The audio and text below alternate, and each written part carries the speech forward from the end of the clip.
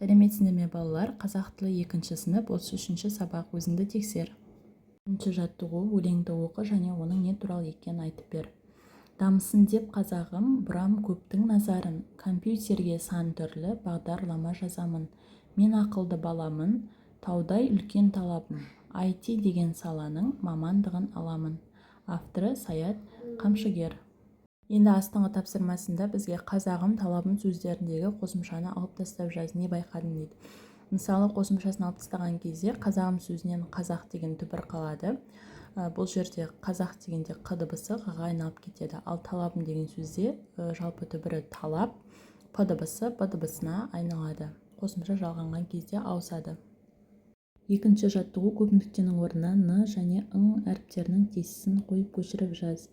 10 жастағы Нұрланның Бекжан атты ағасы бар. Ол 6 сыныпта оқиды. Олар үнемі бірге ойнайды. Бекжан шабандоз бала. Ол талай бәйгеден жүлде алған. Келесі үшінші жаттығу: дұрыс тасымалданбаған сөздерді тап. Бұл жерде дұрыс тасымалданбаған сөздер қоңырау, қайың және мейірім. Бұл жаттығуда дұрыс тасымалданбаған сөздерді қалай тасымалдаймыз? Яғни қоңырау немесе қоңырау деп тасымалдаймыз. Екінші қайың, яғни екі буынды сөз. Келесі мейірім сөзін мейірім немесе мейірім болып тасымалданады. Келесі төртінші жаттығу: диалогты алғыс сөздермен толықтырып жаз. Ата, мына орынға отырыңыз. Рахмет қарағым. Әже, сөмкеңізді беріңіз, мен көтерейін.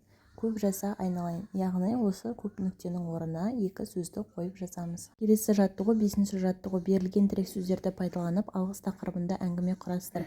Бізге тірек сөздер берілген екен: балалар, мектеп, әжей, ауыр сөмке, көмектесу, риза болу, алғыс айту.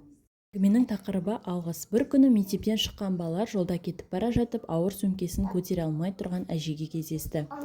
Балалардың бірі дереу жүгіріп барып әжейдің сөмкесін көтерісіп жіберді. Әжей балаларға риза болып: рахмет балаларым, көмектеріңе көп алғыс айтамын деді. Балалар жылы жымиып мектепке қарай кете барды. Сол күннен бастап олар әрқашан үлкендерге көмектесуді әдетке айналдырды.